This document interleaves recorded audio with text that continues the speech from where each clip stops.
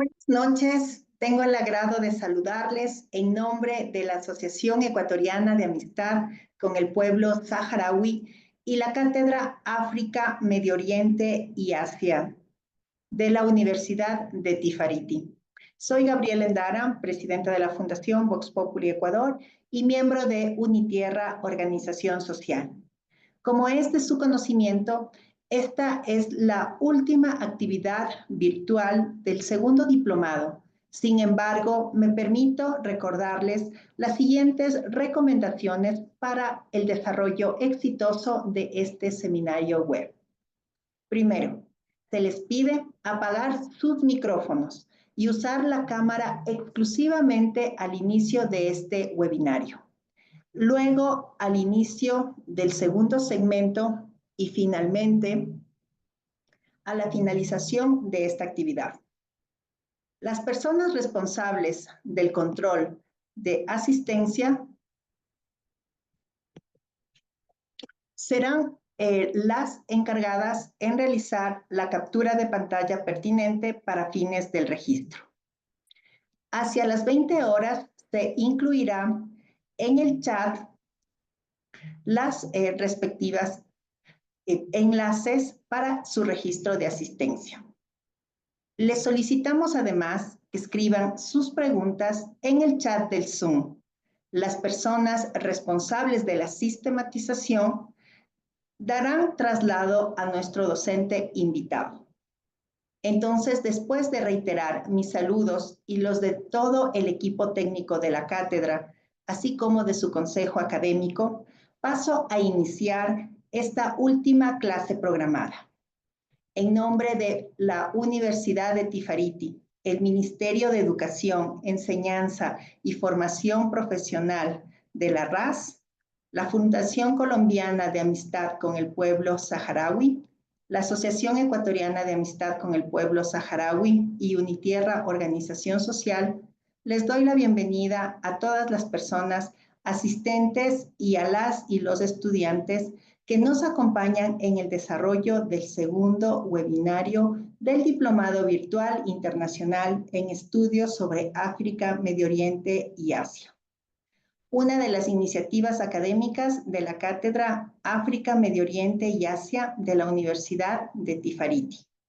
El tema de este segundo webinario es el Frente Polisario y su proyección internacional birregional, África y América Latina y el Caribe. Los antecedentes históricos y jurídicos y políticos del Frente Polisario, el Movimiento de Liberación Nacional del Pueblo Saharaui, ya han sido abordados en ocasiones anteriores. En particular, en el primer diplomado, en el módulo 4, en el que tratamos los procesos de liberación nacional en África, el 9 de noviembre del 2023. Y posteriormente en el diálogo interactivo llamado Breve Historia del Frente Polisario, que se realizó el 19 de noviembre del 2024. Por tanto, nos permitimos recordar que visiten el canal en YouTube de la cátedra y revisen las dos actividades mencionadas.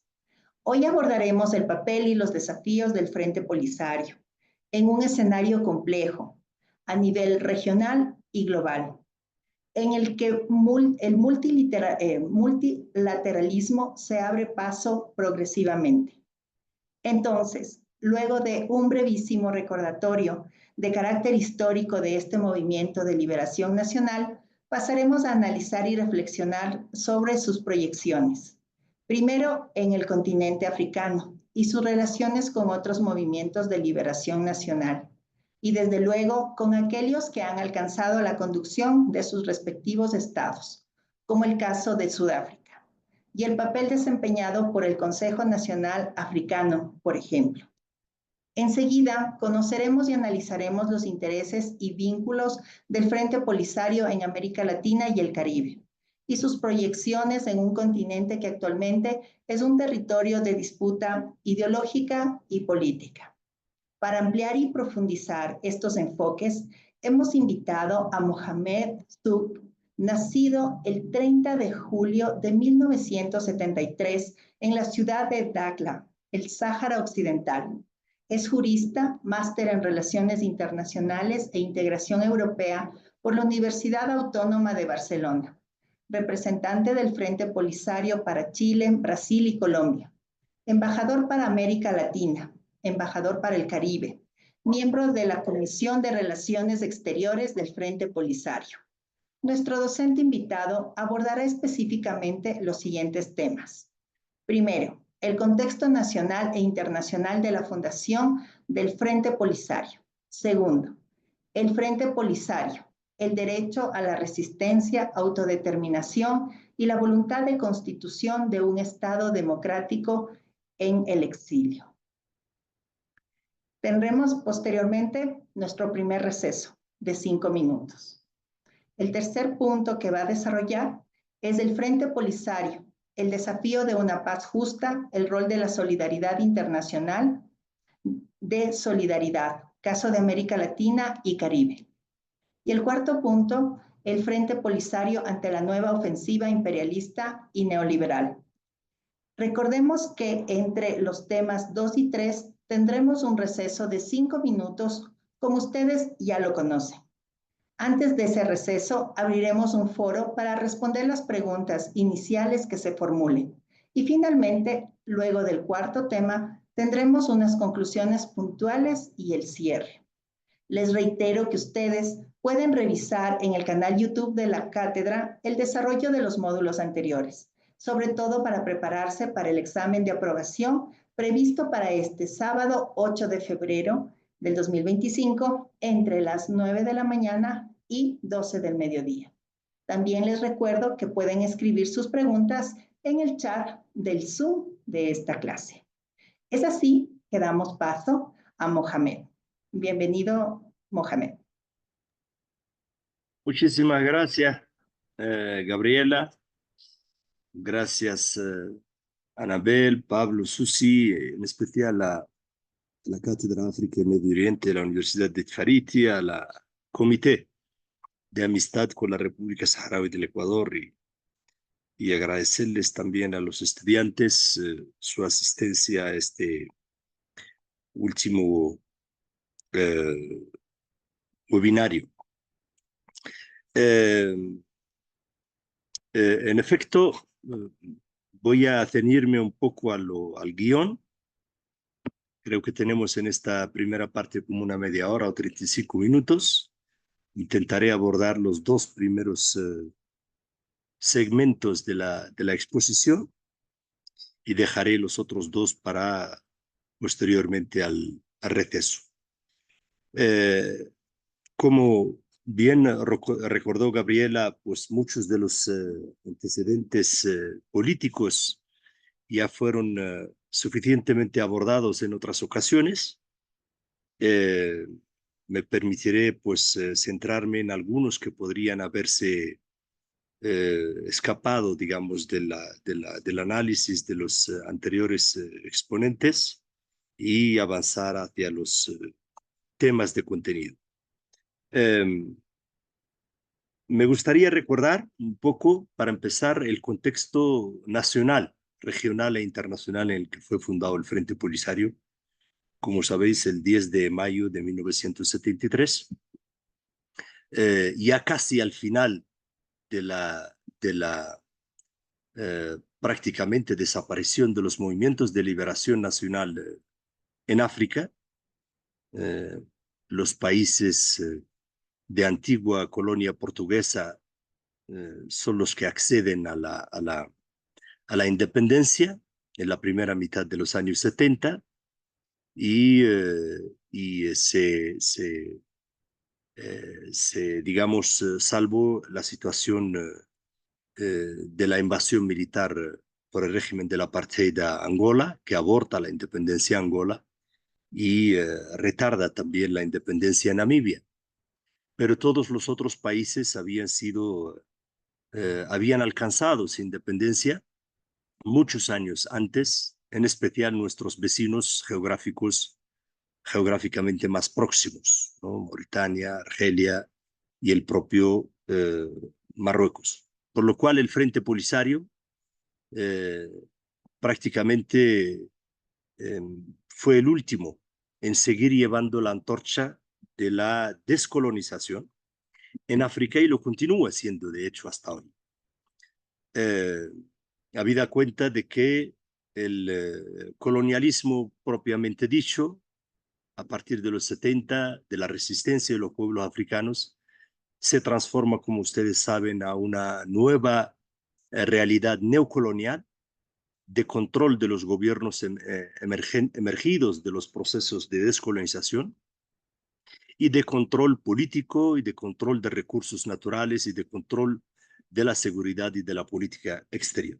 Entonces, el Frente Polisario viene a contestar todos estos modelos de pseudo-independencia que se habían instalado en la región y a partir de su rechazo a la dilación sine die de la permanencia de España en su territorio, pues levanta esta bandera de la plena liberación, de la plena independencia, de la consulta genuina a los originarios pobladores y pueblo del territorio sobre su futuro político y sobre todo pues se enfrenta también a un segundo dilema, que es no solamente el final del colonialismo europeo, sino también el rechazo a la ocupación militar extranjera de dos potencias, dos vecinos de nuestro territorio, que son Marruecos y en su día Mauritania. Pero también este es el contexto regional. El contexto internacional, sabéis mejor que yo, en América Latina se vivía la manifestación, digamos, de la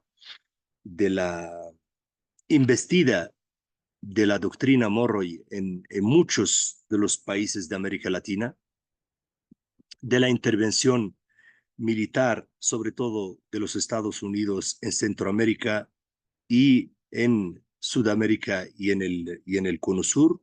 Recordemos la deposición y el asesinato del presidente Salvador Allende en Chile, prácticamente en la misma época en que se funda el Frente Polisario, eh, la desestabilización de países de Centroamérica como son Nicaragua y evidentemente el inicio de la instalación feroz de bases militares americanas en América del Sur y el apuntalar regímenes militares y dictatoriales en América del Sur y en especial en el Cono Sur, en Argentina, Paraguay, Uruguay, Brasil y Chile. Ese es también un contexto que no hay que olvidar, pero también hay que evocar la guerra de Asia y la guerra de Vietnam, en la que pues también en el mismo tiempo en que se funda el Frente Polisario, pues el pueblo vietnamita pues libra una guerra en desigualdad de condiciones por la expulsión de la invasión contra su territorio.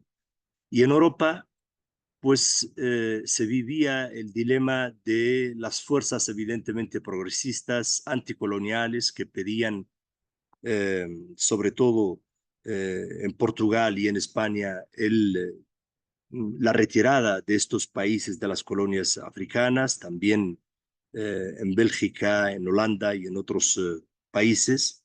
Esa es una factura que sigue, digamos, no pagada hasta el día de hoy, que tiene que ver con la memoria histórica y digamos, el lastre del colonialismo europeo en toda África y, como sabéis, en muchos países, pero especialmente en un vecino nuestro como es Argelia, ha dejado eh, una, una, una herida de más de 1 millón de asesinados en esa guerra de liberación que libró Argelia contra eh, Francia. En el contexto multilateral, evidentemente, la cuestión de descolonización, y ahora estamos casi en el cuarto decenio, pues seguía siendo una bandera de lucha, una bandera de unidad de grandes sectores de países y gobiernos que se organizan en torno a la Organización de Países No Alineados y que la Asamblea General, la Cuarta Comisión y en el Comité de los 24, esa lucha del pueblo saharaui, esa lucha del Frente Polisario encuentra rápidamente también acogida y encuentra rápidamente reconocimiento del Frente Polisario como único y legítimo representante del pueblo saharaui. Recordemos que un año y medio después de la fundación del Frente Polisario, ese comité de la Cuarta Comisión emplaza al territorio una comisión visitadora para, digamos, facilitar la labor de las Naciones Unidas en cara al referéndum que se estaba proyectando y que Marruecos estaba decidido a abortar. Pero la conclusión más importante de aquella comisión visitadora es el reconocimiento a que el Frente Polisario es la única fuerza política capaz de, digamos, representar los anhelos de independencia y autodeterminación del pueblo saharaui. Ese informe es ratificado por el criterio consultivo de la Corte Internacional de Justicia el 16 de octubre del 75, que reafirma el derecho del pueblo saharaui de la autodeterminación, niega cualquier vínculo de soberanía o vínculos jurídicos entre el Marruecos y el Sahara Occidental. Pero también hay una coyuntura interna que también habrá que, yo creo que recordar, y es que el Frente Polisario se funda tras más de 90 años de dominio colonial español, que deja una sociedad, digamos, analfabeta, prácticamente dedicada al nomadeo y donde había afianzado esta potencia colonial, digamos, el tribalismo como una forma de organización social y que obligado ya a retirarse ante el empuje del Frente Polisario, pues intenta apuntalar organizaciones de carácter político que son rápidamente pues arrasadas por la fuerza social y política y el llamado a la resistencia del Frente Polisario, lo cual fueron la Asamblea Nacional Saharaui, eh, organizada por la potencia colonial, representación de las distintas tribus y lo que se denominó también en su momento el fugaz Partido de la Unión Nacional Saharaui, también como una coartada para cerrarle el paso a la creación del Frente Polisario. De hecho, dentro de 10 meses, el 12 de octubre, estaremos celebrando el 50 aniversario de la unidad del pueblo saharaui en torno al Frente Polisario. O sea, el Frente Polisario no solamente eleva digamos, la consigna de la resistencia armada, sino que llama como una condición previa para el éxito de esa lucha de resistencia a la unidad política, a la unidad social de todos los sectores del pueblo saharaui en torno al Frente Polisario, y es lo que se logra un año y medio prácticamente después de su creación, el 12 de octubre del 75, en las que todas las instituciones de carácter social, de carácter político, anteriores al Frente Polisario, se autodisuelven y declaran su adhesión al Frente Polisario. Y de aquí hay que rescatar esta idea principal y que ha sido nuestra, digamos, salvación y nuestra garantía de seguir existiendo hasta el día de hoy. Y es el apego de todas las fuerzas del pueblo saharaui, de todas las tendencias prácticamente del pueblo saharaui en torno al Frente Polisario. Ustedes no podrán identificar dentro de estos 50 años ninguna otra organización distinta al Frente Polisario que haya sido capaz de movilizar la voluntad del pueblo saharaui en torno a la idea de liberación, en torno a la idea anticolonial. Y ante esto, pues, el Frente Polisario se proyecta a un futuro por una parte de resistencia armada contra España y contra la invasión marroquí. Se proyecta por otra a, como dije, a profundizar y consolidar la unidad del pueblo saharaui en torno a su figura, pero también se proyecta a fortalecer y a conseguir el reconocimiento internacional al Frente Polisario como único y legítimo representante del pueblo saharaui. Esas tres tareas se suman, evidentemente, a la tarea de organizar al pueblo saharaui, víctima del éxodo, víctima de la expulsión de su tierra, víctima de un proyecto de genocidio contra su población y contra su territorio. Esto por una parte. Por otra, también me gustaría hacer una breve, digamos, referencia a la forma de organización del Frente Polisario.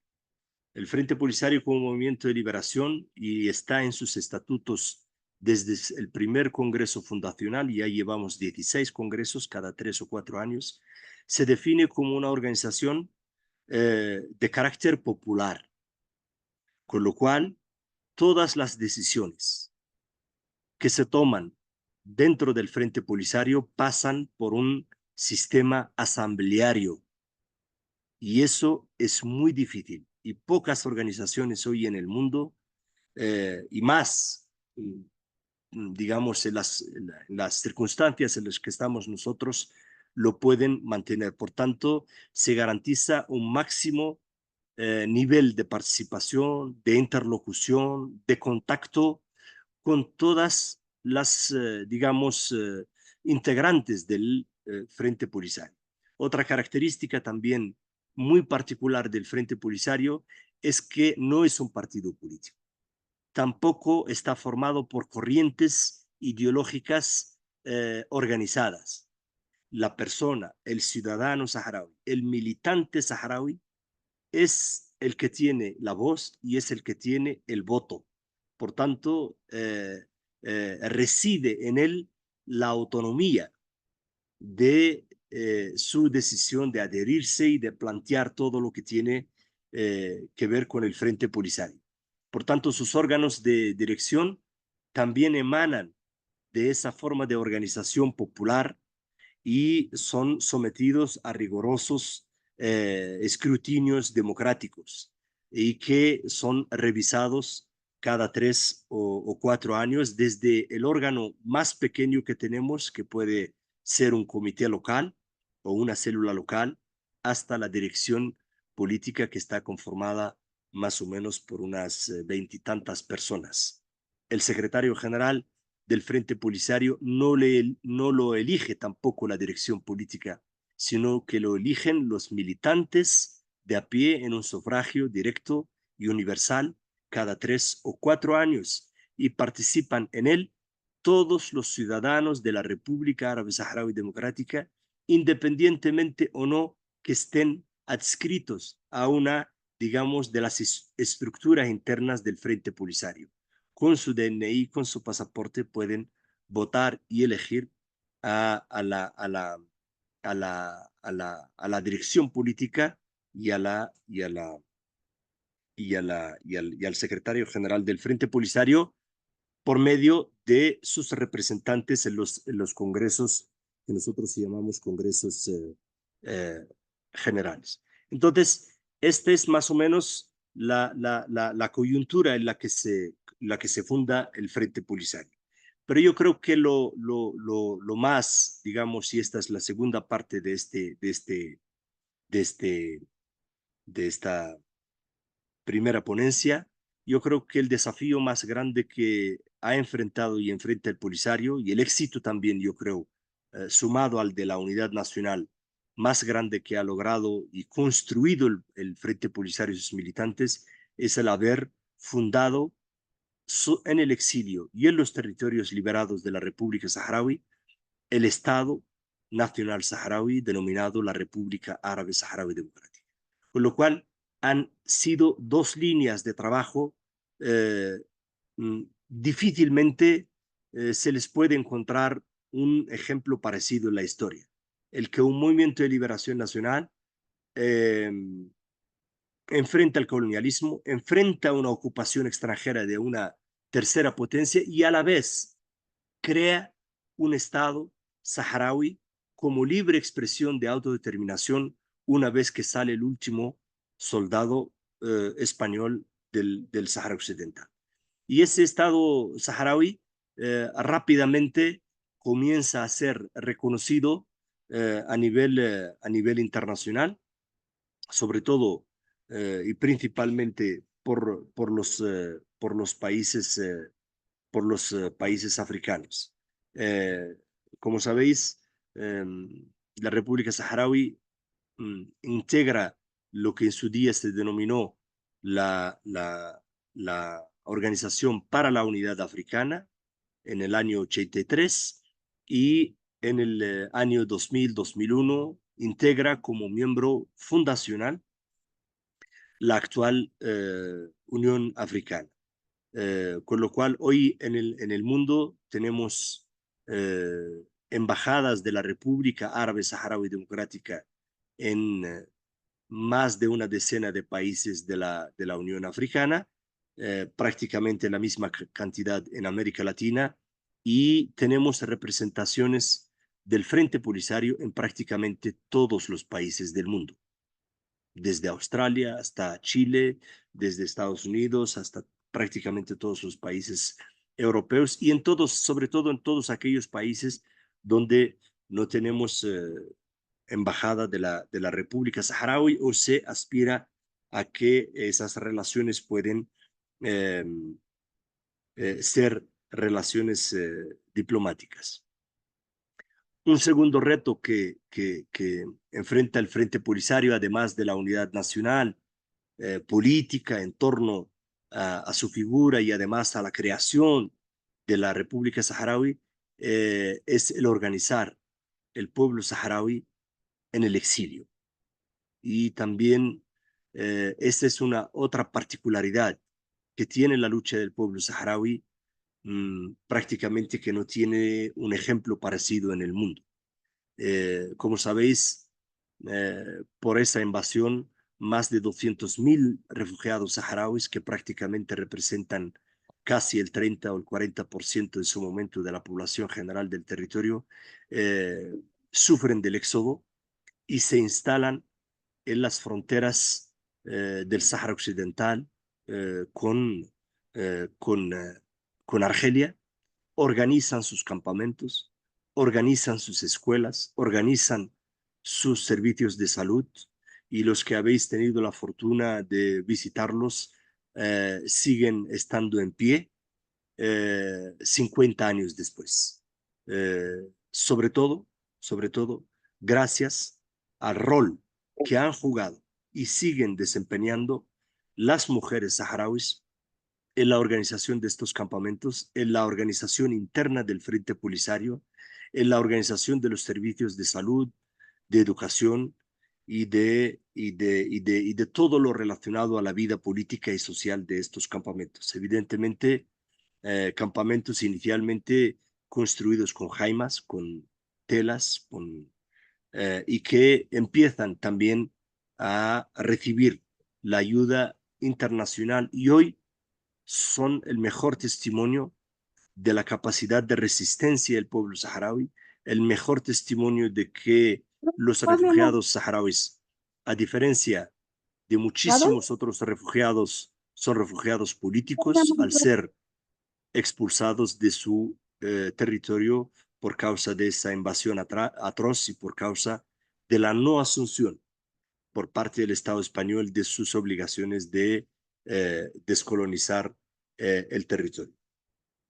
La cuarta dimensión a la que se enfrenta el Frente Polisario evidentemente tiene que ver con seguir, con continuar, digamos, nutriendo y siendo presente, aunque sea de forma clandestina, en los territorios ocupados del Sáhara Occidental y sur de Marruecos, que representa buena parte también de su población, poblaciones originarias del Sáhara Occidental.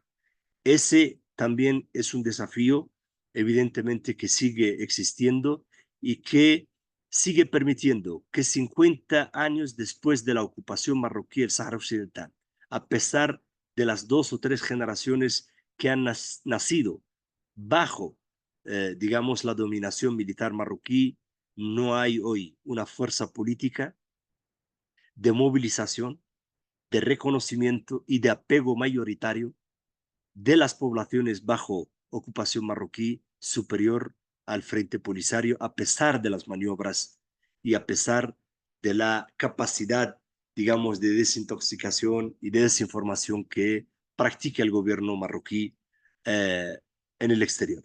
El Frente Polisario sigue siendo la fuerza mayoritaria, abrumadora dentro de los territorios ocupados del Sáhara Occidental. Y una, digamos, buena prueba de lo que acabo de decir, evidentemente, es la negación desde 1991 de Marruecos a la posibilidad de consultar al pueblo saharaui sobre su futuro político a través de un referéndum de autodeterminación, porque sabe a ciencia cierta y sabe la comunidad internacional que no solamente en el exilio, no solamente en los campamentos de refugiados, no solamente en la diáspora, el Frente Polisario continúa siendo la única fuerza política capaz de movilizar al pueblo saharaui hacia sus aspiraciones en la independencia y libertad, sino también y sobre todo, y ese es el mayor miedo de la potencia ocupante marroquí, lo sigue siendo también en los territorios ocupados. Para afirmar eso, evidentemente, el Frente Polisario ha pagado una alta factura, que la representan sobre todo desde 1975 los más de 3.000 saharauis que han sufrido en carne propia la desaparición forzada. Más de 3.000 saharauis durante estos 50 años, y eso es un porcentaje muy alto en relación al número total de la población, han sufrido en algún momento, digamos, el abuso de la desaparición forzada. De esos 3.000, más de 500 hoy en el Sáhara Occidental siguen desaparecidos y la potencia ocupante se niega a prestar cualquier tipo de información sobre su paradero. Otra parte de esta, digamos, factura humana terrible de violación al derecho internacional humanitario y a los derechos humanos son los más de 390 asesinados en el Sáhara Occidental, civiles por su apego al Frente Polisario.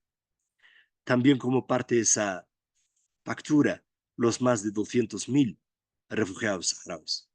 Y como parte también de esta, digamos, alta factura de la ocupación, el hecho de que los recursos naturales del Sáhara Occidental, uno de los territorios más ricos de la región, siguen estando explotados por la potencia ocupante en contra de los criterios de la legalidad internacional, en connivencia con multinacionales extranjeras de saqueo a los recursos de pueblos y territorios coloniales. Y en esa, para concluir esta primera parte, en esa, digamos, triple o cuádruple función se sigue desempeñando el esfuerzo del Frente Polisario, el reforzar la unidad de los saharauis en torno a su único y legítimo representante, el, eh, digamos, consolidar la visibilidad y la legitimidad del Estado de todos los saharauis, que es la República Saharaui, y el seguir mejorando nuestros mecanismos de participación política, de democracia interna y por último y cuarto, pues conservar nuestro logro en que la educación, en que la salud y en que los servicios sociales en nuestro proyecto de Estado y en especial el rol en que las mujeres desempeñan en ello sigan siendo una de nuestras marcas de distinción. Con esto termino esta primera parte y estaré dispuesto para seguir con vosotros la segunda parte de la ponencia. Creo que hemos hablado hasta ahora unos 28 minutos. Gracias. Muchas gracias, estimado profesor Mohamed Sur. En este momento, estimados estudiantes, iniciamos con la primera ronda de preguntas. Es así que tenemos la primera pregunta realizado por Susana Peñafiel, que le manifiesta. En algún momento se intentó tergiversar la naturaleza de los movimientos de liberación nacional, vinculándolas a organizaciones terroristas.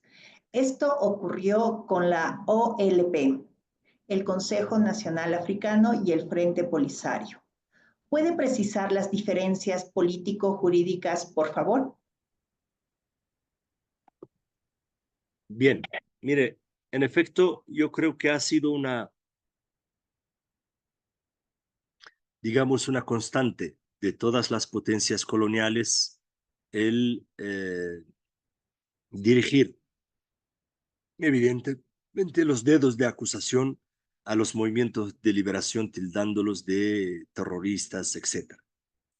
Eh, evidentemente, uh, pues el caso de la ANC, del Congreso Nacional Africano, de la OLP y otras organizaciones, el Frelimo, el Frenetil en África, pues son una prueba de ello. Cuando las potencias coloniales no pueden someter a los pueblos a sus designios, cuando son incapaces de, digamos, cambiar el colonialismo por nuevos modelos neocoloniales de apoderamiento de los recursos naturales, pues empiezan a acusar y a tergiversar y a desprestigiar la lucha legítima de los pueblos por su liberación, tildándoles de terrorismo y otro tipo de acusaciones. Los movimientos de liberación nacional son sujetos de derecho internacional, están establecidos en las normas internacionales como representantes legítimos con los que hay que negociar los procesos de independencia. La lucha armada también está establecida por las normas internacionales como un método de resistencia legítimo de los pueblos en la defensa de su soberanía y de su autodeterminación. Y a eso nos hemos tenido.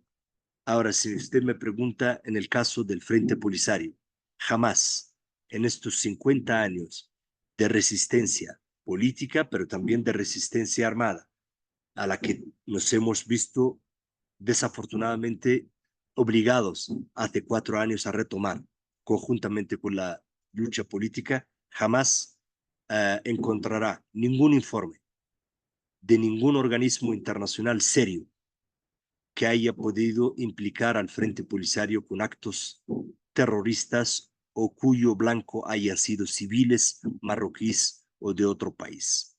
Con lo cual, este es un reto también enorme en el que nos hemos comprometido hasta ahora. Yo no sé qué decidirán las nuevas generaciones, pero ante cada, digamos, intransigencia, primero de la potencia colonial y después de la potencia ocupante a no respetar el derecho del pueblo saharaui, el Frente Polisario también ha sido democráticamente intransigente en seguir utilizando todos los métodos de lucha legítimos que le asiste el derecho internacional y en eso nos mantenemos hasta hoy. Muchas gracias. Tenemos la pregunta de Daira Cuero. ¿Cuál es el medio de desarrollo económico que el Frente Polisario puede sostener a sus comunidades, a pesar de todos los impedimentos y dificultades que se presentan desde el exilio durante estos últimos 50 años? Primero le diría que el elemento más allá del material al que el pueblo saharaui ha sostenido su capacidad de resistencia, es su capacidad de superación, de adaptación y de solidaridad intrasocial entre los saharauis. Evidentemente, es innegable el rol de la solidaridad internacional, de gobiernos, de comunidades, de pueblos que durante 50 años han auxiliado al pueblo saharaui en este drama. podemos citar evidentemente el auxilio, el acompañamiento, el apoyo material, humano, humanitario a los refugiados saharauis que presta el país de acogida que es Argelia, de todo tipo, de educacional, de salud, de asistencia alimentaria, pero no podemos tampoco olvidar, ni mucho menos la asistencia de otros pueblos que desde el minuto uno nos han brindado también sus escuelas, sus hospitales, como es el caso de Cuba, en circunstancias muy difíciles, acogiendo a miles de estudiantes saharauis para que en años puedan volver en pocos años al Sahara formados de médicos, de ingenieros, de periodistas, de agrónomos, de maestros, de enfermeros, etcétera. Parte de ese testimonio, evidentemente, es que durante prácticamente 40 años hemos contado con brigadas médicas cubanas y brigadas de educación que viven con los saharauis, conjuntamente con representantes de otros pueblos hermanos de España y de Europa, y cuya función es asistir, apoyar y acompañar al pueblo saharaui en su resistencia hacia la libertad. Muchas gracias. Tenemos dos preguntas que van en relación justamente al papel que juegan las mujeres, ¿no? La primera pregunta de Anabel Guerrero. Buenas noches, le dicen. ¿Qué papel juegan las mujeres en el Frente Polisario? Y conjuntamente, Soraya Arévalo manifiesta, ¿cuántas mujeres han estado como máximas lideresas desde la creación del Frente Polisario? Bueno, primero le diría que la Unión Nacional de Mujeres Saharauis fue la primera organización popular y de masas creada dentro del Frente Polisario, anterior a la de los estudiantes, a la de los jóvenes o la de los trabajadores, que fueron creados después.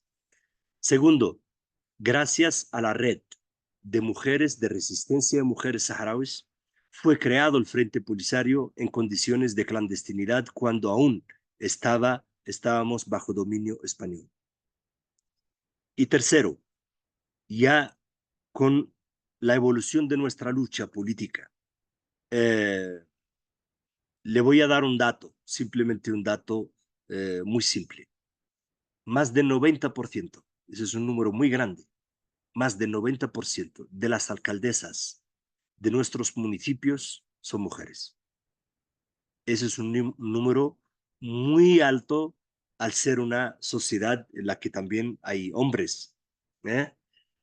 Nosotros desde el 2012, como Frente Polisario, ya tenemos en los estatutos que para la elección de cualquier órgano de dirección, incluida el máximo órgano de dirección del Frente Polisario, tenemos que cumplir con una cuota mínima de participación de mujeres.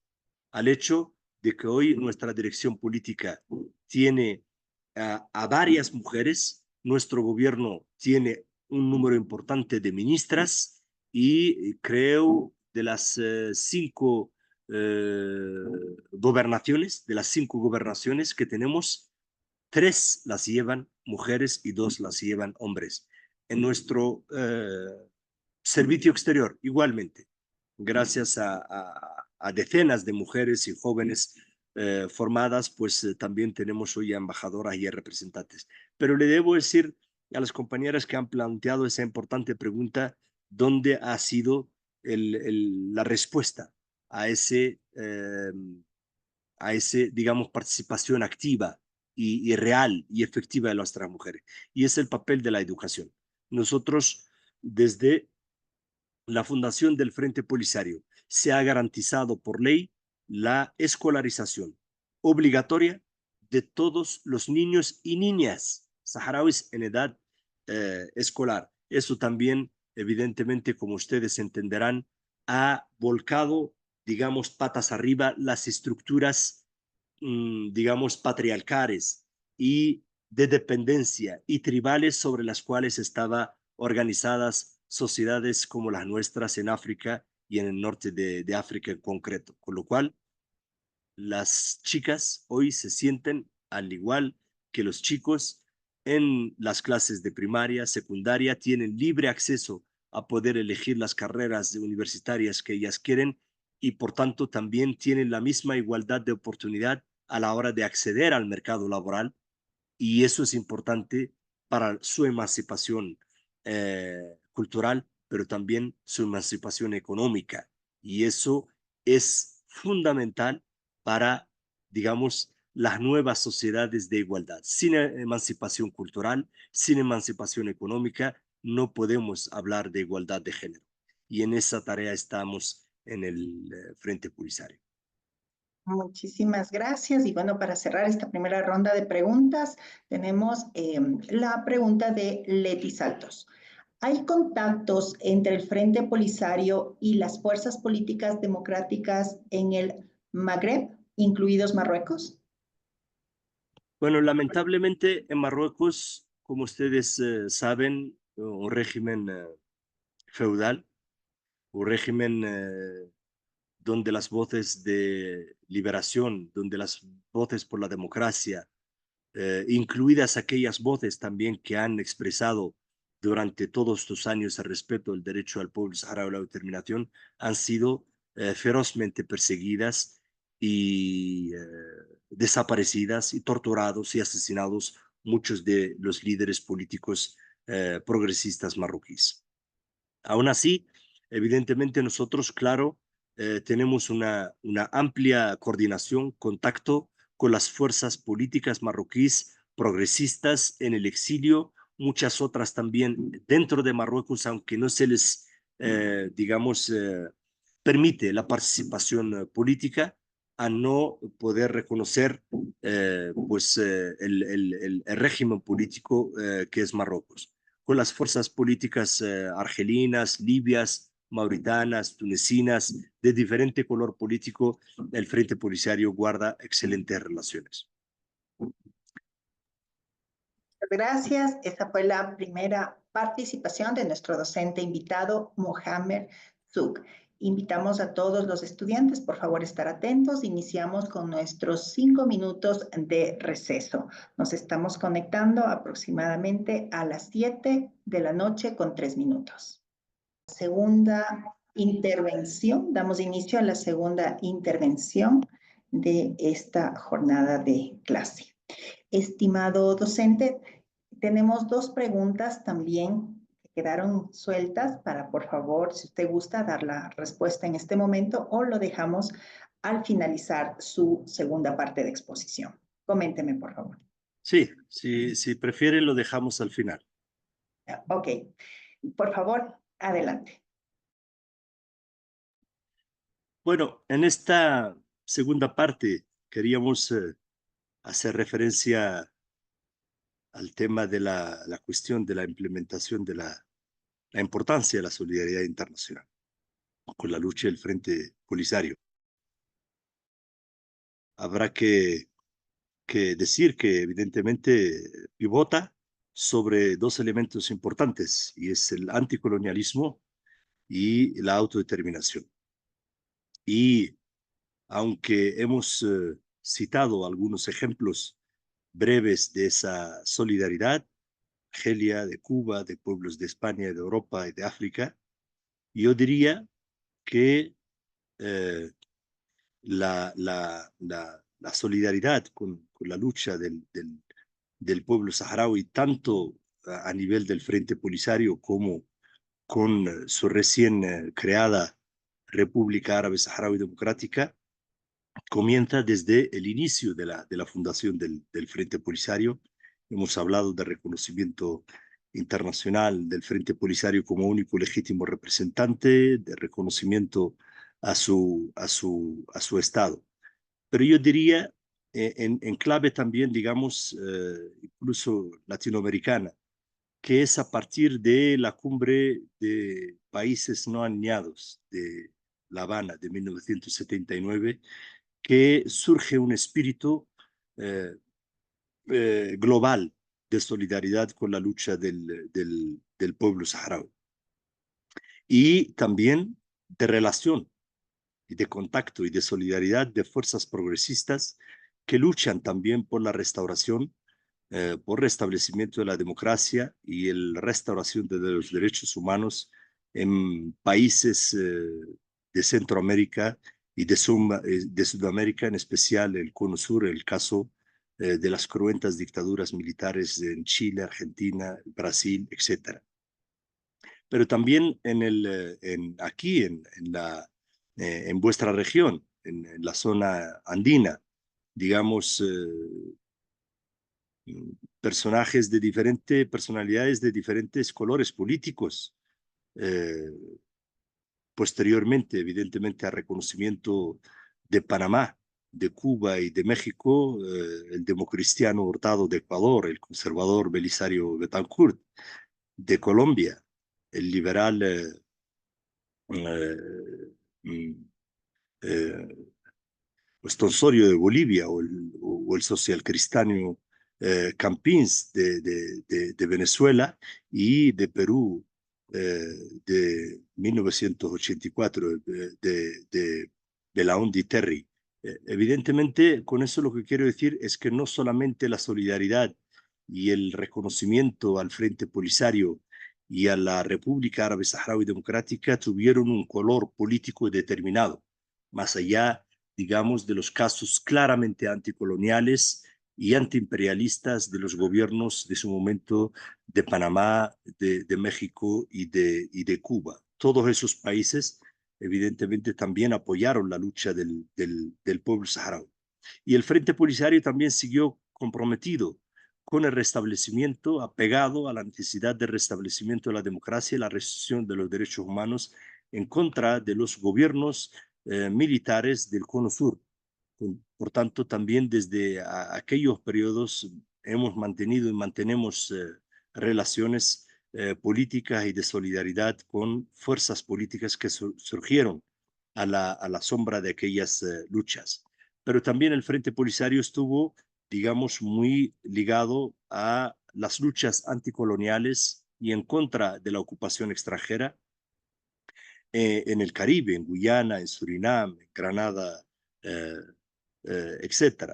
Entonces, el espíritu de aquella cumbre del Noal de La Habana de 1979 trajo también esos reconocimientos de esos países que he citado, pero también los de Granada, los de Guyana, Dominica, Santa Lucía, Jamaica y Nicaragua en 1980.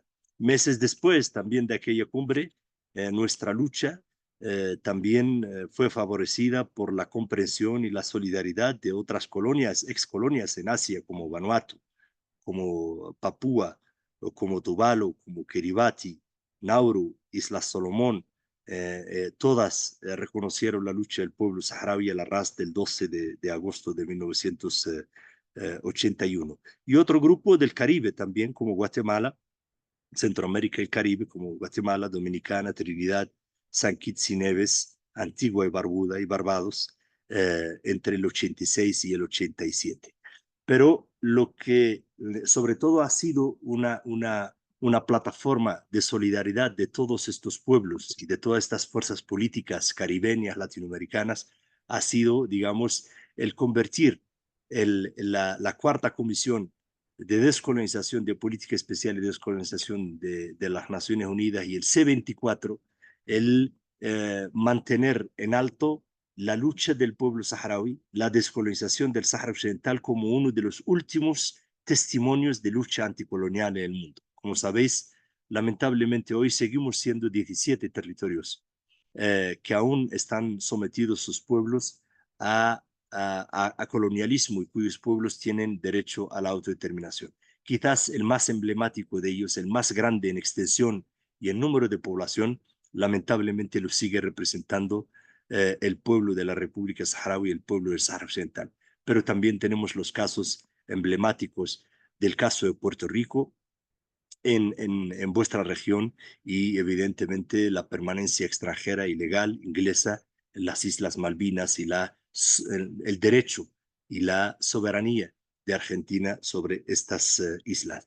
Estos elementos sumados al pasado colonial común español y por tanto que seamos el único pueblo árabe y el segundo en África que habla español, yo creo que ha sido el elemento catalizador y el puente por el que de ida y vuelta, de solidaridad mutua entre el pueblo saharaui y las luchas por la emancipación, las luchas por la democracia y por los derechos humanos en América Latina y el Caribe, y evidentemente, como digo, el espíritu de la cumbre de Noal de La Habana del 79 y en la parte multilateral, la Cuarta Comisión y el C24 continuaron siendo y continúan siendo un elemento, digamos, que anima a que más allá de cualquier otra causa en América Latina se entiende mejor la cuestión del Sáhara Occidental por ese pasado colonial común. Pero aparte de eso, también el Frente Polisario ha diseñado toda una red y una estrategia de solidaridad popular y de solidaridad social y de solidaridad colectiva, más allá de los partidos políticos y más allá de los gobiernos de turno. Y es el hecho de que hoy desde México hasta Uruguay, hasta Chile, tenemos decenas de organizaciones, de comités, de asociaciones de solidaridad con el pueblo saharaui que hoy se organizan en una gran plataforma, pero va más allá también de las, digamos, de los colectivos sociales, también de mujeres, también de sindicatos, de estudiantes, etcétera. Yo creo que esa red de solidaridad ha sido, digamos, un elemento inspirador para nuestra lucha, un elemento que acompaña a nuestra lucha, eh, pero también de presión política a los poderes públicos de turno en cada uno de esos países, a pesar de los vaivenes de los diferentes gobiernos. Nuestra lucha no es una lucha ideológica, es una lucha por la supervivencia, es una lucha por la autodeterminación y es una lucha eminentemente anticolonial y por el derecho internacional y el derecho internacional humanitario. Yo creo que en América Latina, más que en cualquier otro sitio del mundo, se entienden los postulados, se entiende el mensaje del pueblo saharaui y se entiende, digamos, los objetivos de lucha del Frente Polisario. Con lo cual, yo creo que eh, esos elementos en conjunto nos pueden dar una idea de lo que ha sido el papel de la solidaridad latinoamericana, tanto a nivel de gobiernos como a nivel social en América Latina y el Caribe.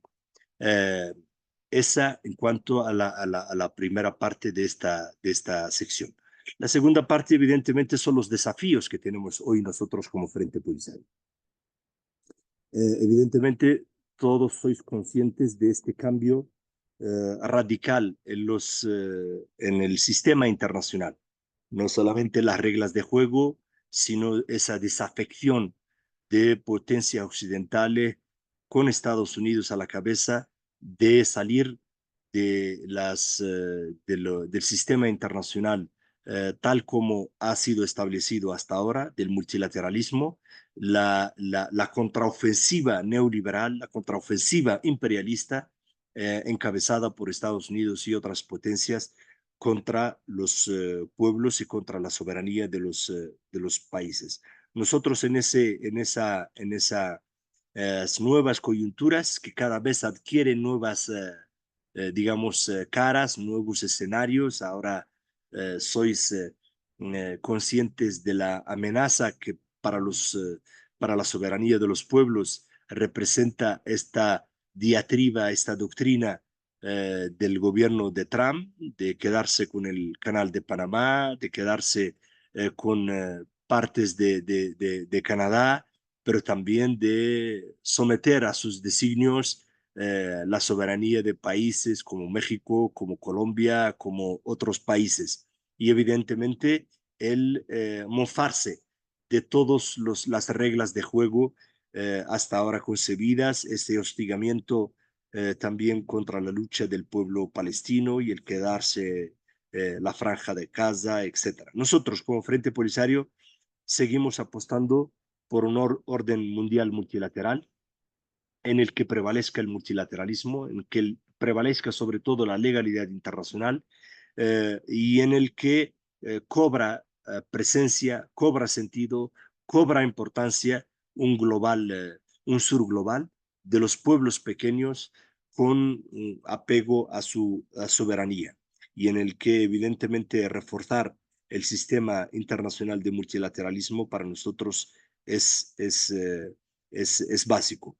En eso tenemos a nuestro favor 50 años de solidaridad internacional y tenemos a nuestro favor, digamos, el hecho de que en África también seguimos siendo referente de lucha anticolonial y de lucha por la autodeterminación de sus pueblos. Entonces, eso es lo que quería comentar en esta segunda parte y abierto para vuestras consultas, en fin, intercambio de ideas que queráis que hagamos en esta segunda parte. Muchas gracias. Y bueno, tenemos algunas preguntas también de nuestros estudiantes. La primera, ¿el Frente Polisario mantiene relaciones con otros movimientos de liberación nacional? El Fretilin de Timor-Leste, por ejemplo. ¿Qué opina usted al respecto?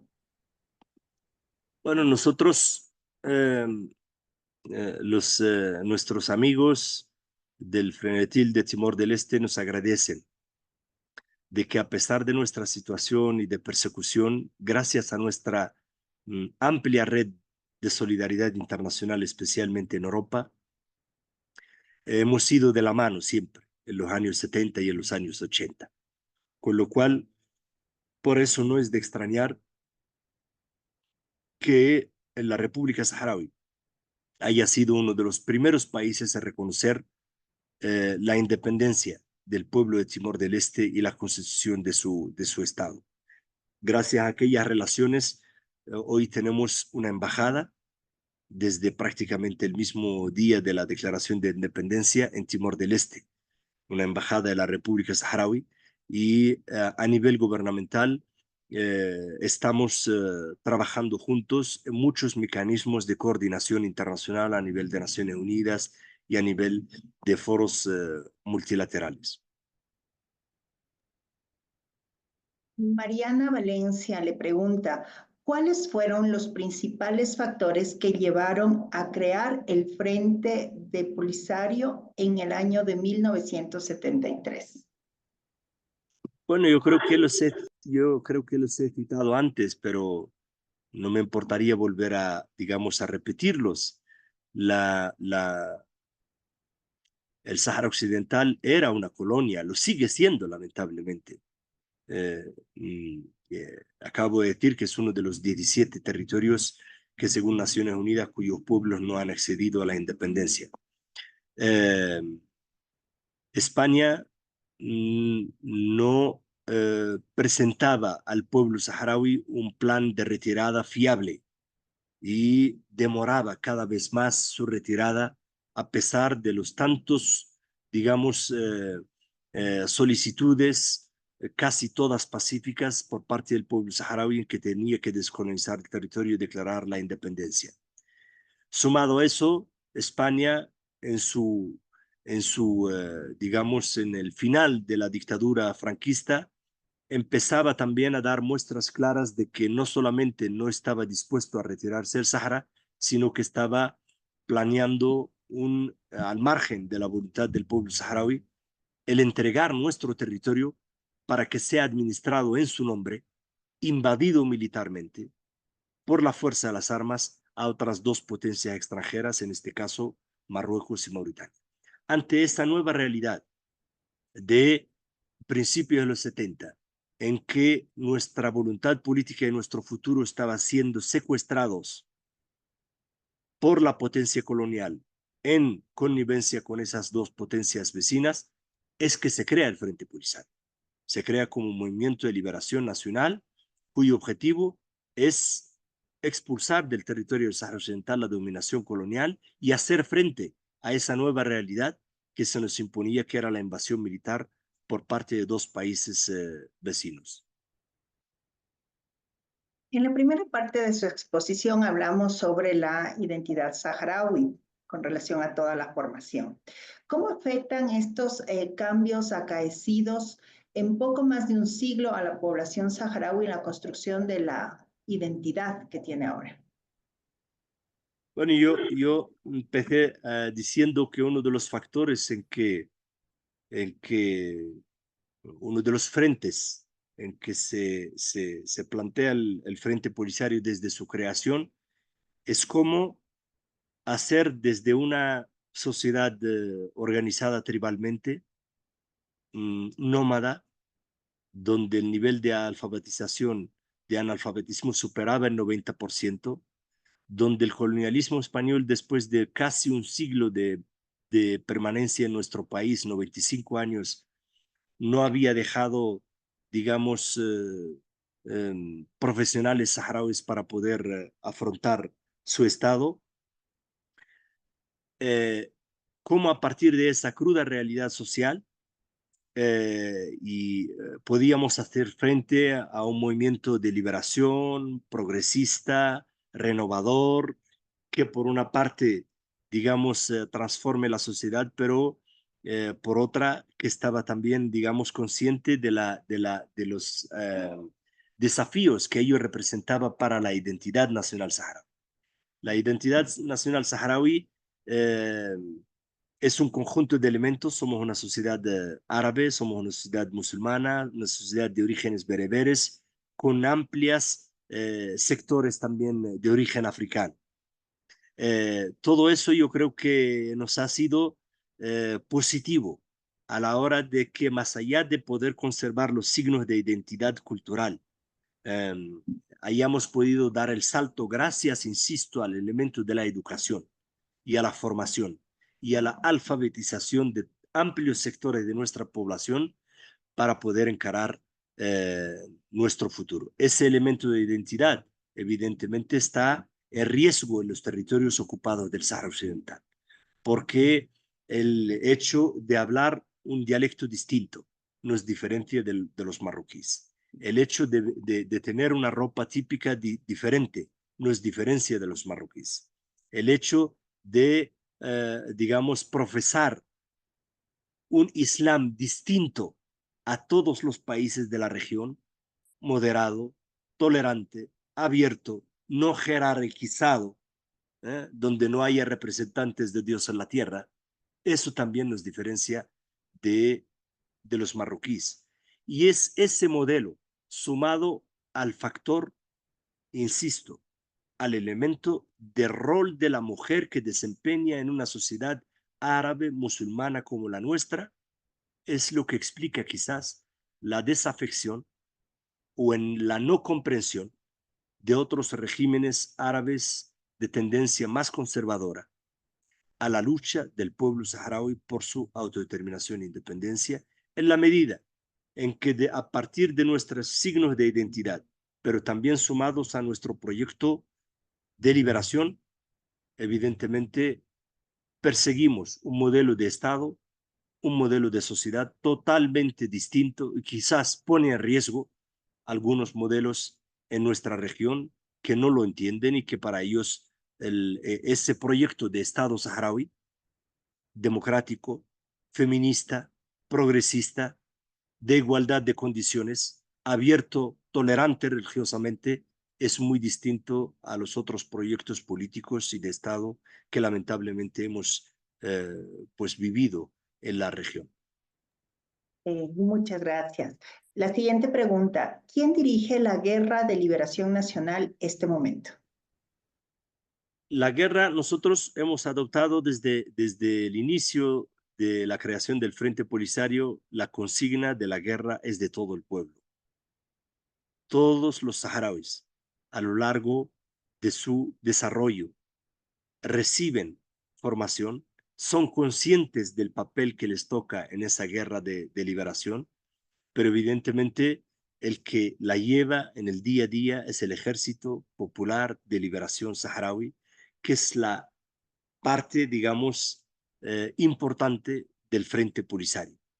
Tenemos la parte política, pero también tenemos a nuestro Ejército de Liberación Popular Saharaui, que es el que determina cuáles son los objetivos, cuáles son las prioridades, cuál es la velocidad de esa, digamos que más que guerra nosotros la llamamos lucha de resistencia, porque como dije se establece en condiciones de desigualdad, pero que a pesar de esa desigualdad numérica, a pesar de esa desigualdad material, en más de un siglo. Ninguna potencia extranjera, incluida la potencia ocupante, ha podido someter al pueblo saharaui por la fuerza de las armas a que sea algo distinto a lo que no quieren que sean los saharauis. Por lo cual es una resistencia política, sobre todo, armada en algunos momentos de su historia, pero con una enorme conciencia de país, con una enorme conciencia de identidad. ¿Hay algún interés de Israel en el Sáhara Occidental? Bueno, el interés de Israel en el Sáhara Occidental evidentemente es, eh, eh, es esa semejanza de lucha que tenemos el pueblo saharaui y el pueblo palestino. Un territorio ocupado por una potencia extranjera, un pueblo que lucha por todas las vías legítimas por su independencia, y para Israel, evidentemente, el ejemplo del pueblo saharaui, del Sáhara Occidental, de los saharauis en definitiva al otro lado de la región, es un mal ejemplo.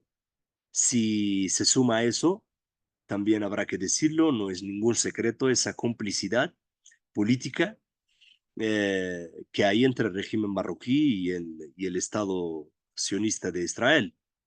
Eh, los muros que dividen a mi país y que están sembrados con más de 7 millones de minas y que son la herida y el testimonio más grande de esta guerra de ocupación, han sido concebidos y construidos por Israel. Evidentemente, la persecución de los líderes políticos progresistas, su asesinato en países de europeos en los años 60 y 80, pues Israel está ahí de la mano. Y con lo cual Marruecos sirve a Israel en nuestra región como esta quinta columna también de servir a sus intereses, no solamente contra el pueblo saharaui, sino contra todos los países de la región. Si a eso se le suma las ingentes cantidades de recursos naturales que encierra el Sáhara Occidental de uranio, de oro, de petróleo, de gas, de fosfatos, que somos el país mayor, digamos, productor y exportador mundial de fosfatos, más allá del banco pesquero, pues evidentemente se ven, digamos, los intereses, que en eso la historia no ha cambiado, ¿no? Los intereses no solamente de Israel, sino de las potencias occidentales en, digamos, abortar el proceso de autodeterminación del pueblo saharaui. ¿Qué papel juega en la actualidad la coyuntura las fuerzas militares de la ONU en el Sáhara Occidental? Bueno, eso es una pregunta muy importante. Yo no hice mucha referencia en mi exposición a eso, habida cuenta pues, que igual haya sido desarrollado en otras ponencias. Eh, pero las Naciones Unidas están en una encrucijada en el Sáhara Occidental. Y explico por qué. Porque desde 1991 están en el Sáhara Occidental con una misión denominada Misión de las Naciones Unidas para el Referéndum en el Sáhara Occidental, con un componente civil, otro militar, eh, cuyo objetivo no solamente era el mantenimiento del cese del fuego, sino la organización de un referéndum de autodeterminación por el cual se le puede consultar libremente al pueblo saharaui sobre su destino político. Pero las Naciones Unidas, como hemos visto también en otros casos, precisamente como el caso palestino y otros, a lo largo de estos más de 30 años ha sido rehén de los designios de ciertos miembros con poder y derecho al veto dentro de Naciones Unidas, en especial Francia y Estados Unidos. Y no ha podido organizar el referendo, a pesar de que ese es el objetivo principal de su permanencia en el Sáhara Occidental. No ha podido garantizar en situaciones de justicia un alto el fuego entre las autoridades marroquíes, entre el régimen marroquí y el Frente Polisario, y finalmente se ha visto también incapaz de garantizar el respeto a los derechos humanos en el Sáhara Occidental. Son digamos, sumamente conocido la situación que vive el Sáhara Occidental, vetada la entrada de observadores internacionales, donde hay más de una cincuentena de activistas saharauis en las cárceles y donde los recursos naturales del Sahara Occidental siguen siendo sometidos al saqueo por parte de Marruecos en connivencia con multinacionales. Con lo cual, Naciones Unidas no ha podido realizar ni uno de sus objetivos, no ha podido, no ha querido eh, por ese sometimiento al que se le tiene desde prácticamente su llegada al territorio por parte de Francia y los Estados Unidos. Con lo cual es rehén igual que los saharauis, es rehén de ese régimen de ocupación en el Sahara Occidental. Muchas gracias. Tenemos otra pregunta adicional. Dicen que la maldición de un pueblo paradójicamente son sus riquezas. ¿Qué importancia tienen las Cortes Europeas en la defensa de los recursos naturales saharauis? Bueno, importantísima porque evidentemente eh, digamos, el telón de fondo detrás de todo el drama del pueblo saharaui, pero también el leitmotiv de su resistencia es el poder vivir en un territorio que no es pobre, que es rico en comparación con los países de la región. Y evidentemente también el leitmotiv de esa persistencia a las potencias coloniales y occidentales en no permitir la autodeterminación y la definitiva independencia del pueblo saharaui es el poder seguir saqueando de forma ilegal los recursos del Sahara Occidental. En eso históricamente pues se han tomado, digamos, muchas decisiones históricas, pero evidentemente las últimas tres sentencias desde el 2016 hasta acá, hasta el 4 de octubre pasado, de las Cortes de Justicia Europeas, son claras y son, digamos, muy determinantes en ese proceso de respeto de la soberanía de los pueblos sobre sus recursos naturales. La Unión Europea como organización ha firmado a lo largo de los últimos años sendos acuerdos con Marruecos, agrícolas y de pesca y otros que lamentablemente incluyen recursos naturales soberanos del pueblo saharaui. El Frente Polisario también como parte de su estrategia de resistencia y de lucha ha llevado a la Unión Europea ante sus propios órganos judiciales y no hemos perdido ni una causa de las que se han abierto en las instancias jurídicas judiciales europeas. Evidentemente, Europa viene con sus últimas tres sentencias a ratificar el criterio consultivo que en su día dijo la Corte Internacional de Justicia, La Haya, del 16 de octubre del 76.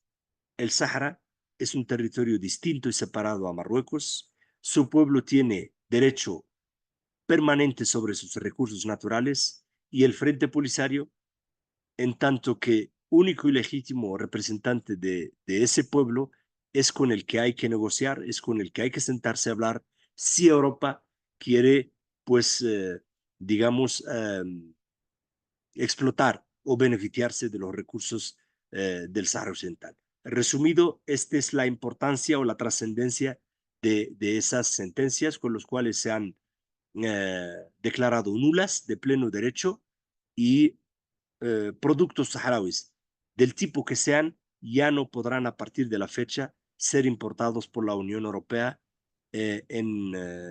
digamos, en respeto a lo que ha establecido las Cortes de Justicia Europea. Recomienda a los y las estudiantes para poder profundizar los estudios sobre el Sáhara.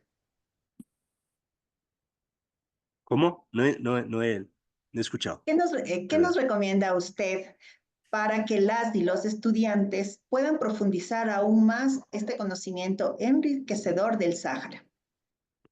Bueno, yo les recomendaría sobre todo una labor de, de toma de conciencia. Esta es Y en eso yo creo que los académicos, los investigadores, los estudiantes tienen un papel importante, porque también son una forma de iluminar y de educar a la sociedad. El colonialismo todavía no ha terminado y ejemplo de ello es el Sáhara Occidental. Las invasiones extranjeras de territorios ajenos no ha concluido y el ejemplo de ello es el Sáhara Occidental. Siguen habiendo muchos pueblos privados de su legítimo derecho a la autodeterminación y ejemplo de ello es el Sáhara Occidental.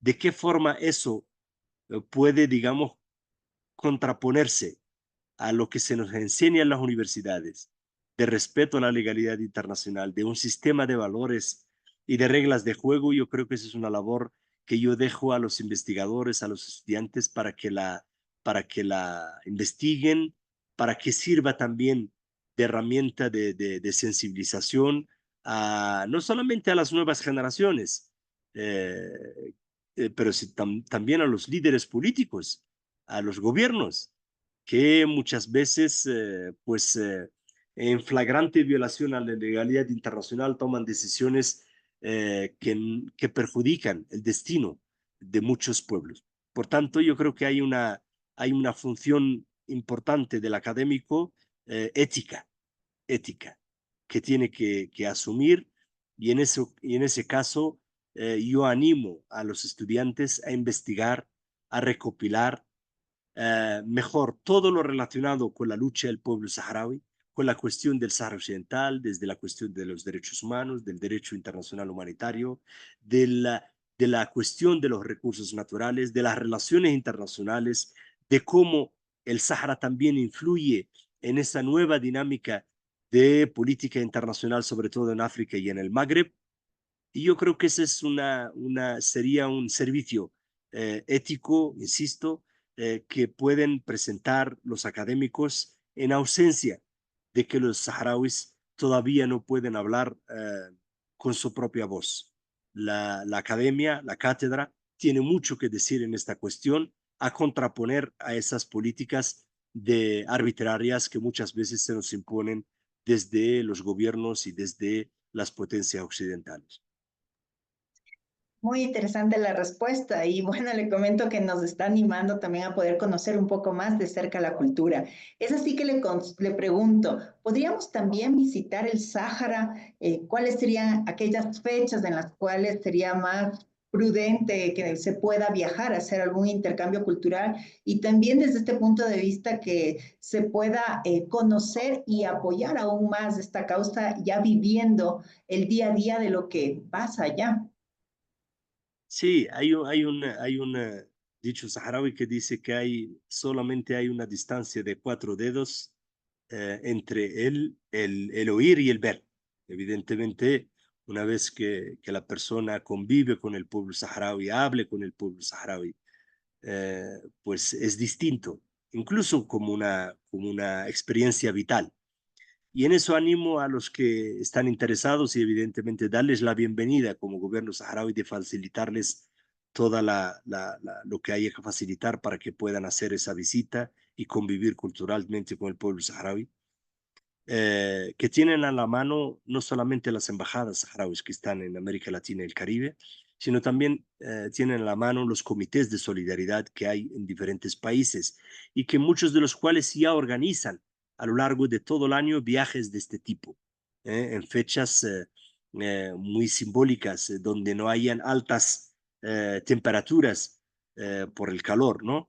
Eh, Constantemente grupos de mujeres, de estudiantes, sobre todo de académicos, de artistas viajan de México, de Panamá, de Colombia, de Chile, de otros países, con lo cual es cuestión de contactar a la Embajada Saharaui, contactar a la Asociación de Amigos del Pueblo Saharaui, y ellos seguramente le van a arropar, le van a dar toda la facilidad para que puedan visitar a ese pueblo, sí, sufrido, que ha resistido, que vive en unas condiciones muy difíciles, pero con un acervo cultural enorme, hospitalario y con una cultura, digamos, que complemente a las vuestras y que curiosamente también tiene mucho en común también con culturas ancestrales de pueblos originarios de América Latina y el Caribe.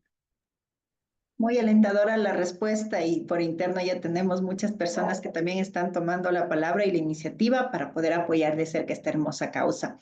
Tenemos también las preguntas de Ángel Calderón Flores, que es un estudiante mexicano, y le pregunta, ¿existe un acercamiento concreto o una colaboración estratégica con la Federación Rusa y la República Popular China, dado que son dos miembros permanentes del Consejo de Seguridad de Naciones Unidas que han expresado su apoyo a la libre determinación e independencia del Sáhara Occidental? Sí, es una pregunta importante. Evidentemente son dos países que equilibran como parte de los 5 permanentes con derecho al veto eh, eh, e intentan, digamos, servir de dique de contención a esas aproximaciones contrarias a la legalidad internacional que se han intentado, digamos, ejercer por parte de Francia y de Estados Unidos en contra de lo que se ha estipulado y de lo que se ha concebido desde el origen como una lucha de autodeterminación y descolonización occidental. Por tanto, nuestro gobierno y el Frente Polisario tienen una interlocución fluida, permanente, con los representantes de China, con los representantes de la Federación Rusa a nivel de Naciones Unidas y de cómo el Consejo de Seguridad tiene que seguir siendo, digamos, uno de los garantes de que no se tergiversa la misión de las Naciones, los fines y los objetivos de la misión de las Naciones Unidas en Sahara Occidental, que es clara, que es la realización de un referéndum. Aparte de eso, pues también tenemos contactos y relación con sus fuerzas políticas, con las fuerzas políticas en estos 2 países que él ha citado.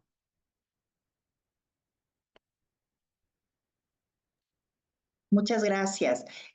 Otra pregunta. ¿La República Árabe Saharaui Democrática ha considerado la posibilidad de iniciar conversaciones o emprender alguna acción diplomática con la administración del presidente Donald Trump con el objetivo de reconsiderar la postura adoptada respecto a la soberanía del Sáhara Occidental y la decisión de reconocer la soberanía de Marruecos sobre el territorio? Si bien la República Árabe Saharaui Democrática ha manifestado su intención de avanzar en el escenario internacional a través de la diplomacia, ¿ha considerado la posibilidad de reiniciar la lucha armada por la independencia del Sáhara Occidental, dado que no ha habido avances significativos? Bueno, en cuanto a la resistencia armada, debo decir que ya existe desde hace 4 años, en el momento en que Marruecos violó el cese del fuego y los acuerdos de paz, pues se han declarado por nulos cualquier compromiso con al menos la parte que atañe al cese del fuego, aunque seguimos manifestando y demostrando nuestra posibilidad de que estamos abiertos a cualquier diálogo, cualquier negociación con Marruecos, siempre que esté auspiciada por Naciones Unidas y cuyo objetivo sea el permitir al pueblo saharaui el ejercicio de su derecho a la autodeterminación y la independencia. Fuera de eso, el pueblo saharaui ha decidido evidentemente emprender su resistencia también armada en contra de la ocupación marroquí desde hace 4 años, aunque una resistencia silenciada, apagada por los grandes, digamos, medios de comunicación mundiales. En cuanto a la posición del presidente Trump, que en su día él se refiere a ese tweet que ya saliendo casi de la puerta dijo que sobre la soberanía marroquí sobre el Sahara, bueno, desde hace 4 años éramos los únicos víctimas de ese tuit de violación a la legalidad internacional, pero es que hoy Trump también manifiesta posiciones similares con respecto a Canadá, con respecto a Palestina, con respecto al pueblo panameño de quedarse su canal, con respecto a Colombia y a México, con lo cual ahora ya no estamos solos, lo cual son muchos más países y pueblos del mundo que se han visto, digamos, agredidos por esa aproximación errática, irresponsable y que evidentemente va a tener, como lo está teniendo en frente, no solamente la fuerza de la legalidad internacional, sino también la voluntad de resistencia de los pueblos y su apego a su soberanía nacional. Muchas gracias por la respuesta. Y tenemos la última pregunta. Además de la opción de referéndum de autodeterminación, ¿existe alguna otra vía diplomática que la República Árabe Saharaui Democrática considere viable para lograr la independencia del Sáhara Occidental? Bueno, nosotros creemos que la vía más diplomática que hay, más democrática que hay y más políticamente responsable es preguntarle al pueblo saharaui sobre su destino político, sobre su futuro político. Y que sea el pueblo saharaui y solamente el pueblo saharaui el que decide definitivamente qué régimen político, administrativo y de tipo de soberanía que quiere para su futuro. Si es la integración plena en Marruecos, si es la autonomía de la que tanto habló Marruecos, pero también habría que respetarlo y consultarlo y recabar su opinión si tiene que ver también con la plena independencia. Este ha sido el gran dilema que tiene Marruecos, el evitar a que sea el pueblo saharaui consultado sobre su futuro político. Más allá de eso, yo creo que cualquier otra aproximación ha demostrado su fracaso, porque la solución tiene que ser justa, tiene que ser viable y tiene que ser democrática y en condiciones de libertad y de paz. Eso es lo que pide el pueblo saharaui y eso es lo que pide la legalidad internacional. ¿Qué es lo que pide Marruecos? Que sea impuesta, que sea unilateral, ¿eh? Y que no va a ser viable porque tampoco garantiza la paz y la estabilidad de la región. Nosotros creemos que a pesar de los fracasos de las distintas propuestas y aproximaciones, yo creo que nuestra propuesta de solución es la más sensata, insisto, es la más democrática y es la más, digamos, la que más tiene que ver con la paz también en nuestra región. Muchas gracias. Ha sido muy importante cada una de las respuestas que usted nos ha podido brindar y así también poder cumplir con cada una de las expectativas que tienen los estudiantes para conocer aún más de este importante tema. Es así, estimado señor embajador Mohamed Zoom, que estamos llegando a la parte final para poderle solicitar a usted algunas reflexiones finales o conclusiones de esta espectacular charla magistral. Bueno, muchas gracias. Mis conclusiones, diciendo el claustro, lo que es, estudiantes, profesores, una ya la he citado como parte de una respuesta a una de las preguntas. Lleven con vosotros el compromiso de investigación académica, pero que tengan en cuenta también que es un compromiso con un pueblo que lucha en condiciones muy difíciles y que es que la justicia le asiste, que la justicia le asiste. Por favor, pedirles que hagan un esfuerzo en seguir acompañando desde la academia, desde la universidad, las diferentes aristas de la lucha del pueblo saharaui y la situación del Sahara Occidental. Segundo, pedirles también como ciudadanos de a pie, más allá de académicos, que también toman conciencia de esta cuestión y que intentan sensibilizar y llegar a más número posible de ciudadanos, de familiares, de amigos sobre lo que sucede en el Sahara Occidental y ojalá que seáis capaces también de que eso tenga, digamos, reacción y proyección en los poderes públicos, en los gobiernos y en los partidos políticos. Ninguna lucha ninguna lucha anticolonial, ninguna lucha en contra de la injusticia en el mundo ha podido prevalecer sin la solidaridad internacional. Con lo cual nosotros somos conscientes de que pivotamos nuestra lucha sobre eh, tres principales factores. Uno, evidentemente, es nuestra voluntad y nuestra capacidad de resistencia. En eso los saharauis han dado suficientes muestras de su apego a la autodeterminación. Otra es la legalidad internacional, de que nos asiste y somos conscientes de que está a nuestro lado. Pero la otra pata importante de esta cuestión es la solidaridad internacional. Con lo cual, el pueblo saharaui solamente va a ser libre, solamente va a volver en condiciones de libertad a su patria, solamente va a ser un país en igualdad de condiciones a vuestros pueblos que habéis dado más de 200 años de lucha en contra del colonialismo y lo seguís luchando hoy por un estado de bienestar, por un estado democrático, por un estado donde pues se garanticen vuestros derechos. Ningún pueblo ha hecho este recorrido solo, con lo cual nosotros os emplazamos también para que podáis contribuir con vuestro grano de arena a la solidaridad con el pueblo saharaui. Pero, sobre todo, que tengan confianza en que este pueblo que ha luchado más de un siglo por su autodeterminación y por su independencia, no le asustan, no le, digamos, nublan la vista la nueva coyuntura internacional. Nos da más fuerza, más, digamos, empeño, pero también lo hacemos porque contamos con los y las solidarias en todos los pueblos del mundo y con eso yo creo que son las palabras con las que quería concluir esta conferencia.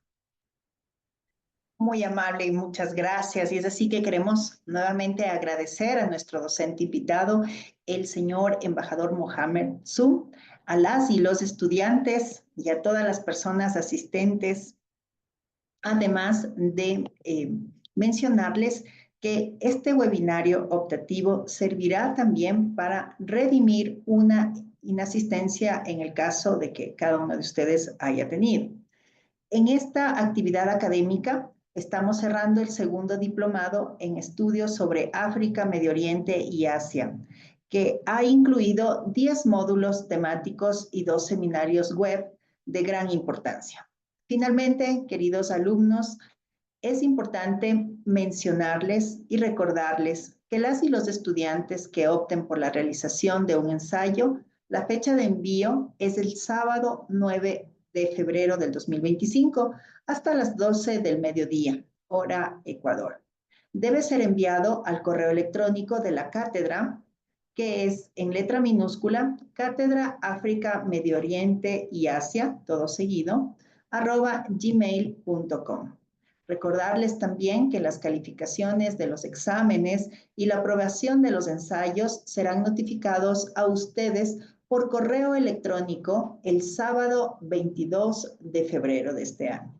La ceremonia presencial de clausura, en la que esperamos contar con la presencia de todos ustedes, en su gran mayoría, quienes se encuentren en la ciudad de Quito, será el jueves 27 de febrero a las 18 horas en las instalaciones de la Fundación Pueblos de América, FUPA. Quienes no puedan asistir de manera presencial recibirán sus certificados digitales por correo electrónico. Toda esta información será colocada también en el chat de la cátedra. A la vez, reiteramos a cada uno de ustedes, de parte de la Universidad de Tifariti, el Ministerio de Educación y Enseñanza y Formación Profesional de la RAS, la Fundación Colombiana de Amistad del Pueblo Saharaui, la Asociación Ecuatoriana de Amistad con el Pueblo Saharaui, Unitierra Organización Social, un agradecimiento a cada uno de ustedes por el comprometimiento en cada una de las asistencias de esta clase. Llevamos en cada uno de nosotros un gran compromiso de solidaridad y respeto con un maravilloso pueblo, del cual depende de nosotros también poder generar las distintas difusiones y conversaciones respectivas, para que la liberación de los pueblos sea parte de nuestro objetivo también desde Ecuador, el centro del mundo. Desearles a todos ustedes que tengan una buena noche y nos estaremos viendo pronto.